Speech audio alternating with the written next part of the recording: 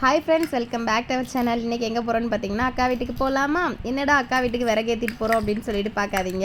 இன்றைக்கி வந்து அக்கா வீட்டில் வந்து ரூஃப் காங்கிரீட் வந்து போடுறாங்க. அதுக்காக தான் நான், அம்மா, தம்பி எல்லாருமே வந்து ஆட்டோவில் விறகேற்றிட்டு நாங்கள் வந்து முன்னாடியே கிளம்பி போயிட்டோம் காலையிலேயே. அப்பா, என்னோடய ஹஸ்பண்ட் எல்லாருமே வந்து அவங்க கடலுக்கு போயிருந்தாங்க. போயிட்டு அவங்க ரிட்டன் மத்தியானம் போல் வர்றேன்னு சொல்லியிருந்தாங்க. பார்த்திங்கன்னா நம்ம அக்கா வீட்டுக்கு போயாச்சு. காலையிலேயே டிஃபன் வந்து தோசை, அதுக்கப்புறம் தேங்காய் சட்னி கனவா வச்சுருந்தாங்க. அதுவுமே சாப்பிட்டுட்டு சமையலுக்கான வேலை வந்து நானும் அம்மாவும் ஸ்டார்ட் பண்ணிட்டோம். நான் வந்து குழம்புக்கு தேவையான எல்லாமே வந்து ஆல்ரெடி எல்லாமே நாங்கள் கட் பண்ணி வச்சுட்டோம்.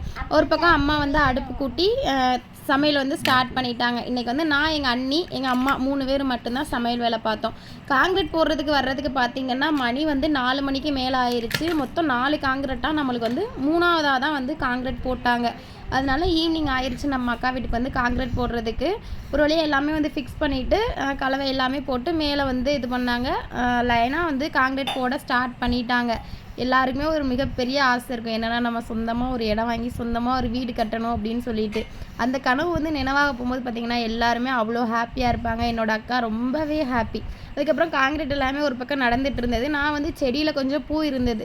அக்கா வந்து பூ எடுத்து கட்டுமான்னு சொல்லவும் நான் வந்து செடியில் வந்து பூ எடுக்க போயிட்டேன். இப்போ தான் வந்து சீசன் ஸ்டார்ட் ஆகிருக்கு. நீங்கள் ஆல்ரெடி வீடியோவில் நான் காமிச்சிருப்பேன். அதோட பார்த்திங்கன்னா டிஃபன் பாக்ஸ் எடுத்துகிட்டு வந்து நான் வந்து பூ எடுக்க ஸ்டார்ட் பண்ணிட்டேன். கூடவே பார்த்திங்கன்னா ஹர்ஸுமே ஒரு பக்கம் எனக்கு பூ எடுத்து போட்டுட்டு இருந்தான். பார்த்திங்கன்னா அவன் 2 நாளைக்கு முன்னாடி பூக்கிற பூவை ஃபுல்லாகவே பறித்து போட்டுட்டு இருந்தான். அவனுக்கு என்ன தெரியும்? அதனால சரி கையோட பூ கட்டிடலான்னு சொல்லிட்டு நானுமே பூ கட்டிட்டேன். இன்றைக்கி பூத்த பூ இவ்வளோ தான். ஓகே ஃப்ரெண்ட்ஸ், தேங்க்ஸ் ஃபார் வாட்சிங்.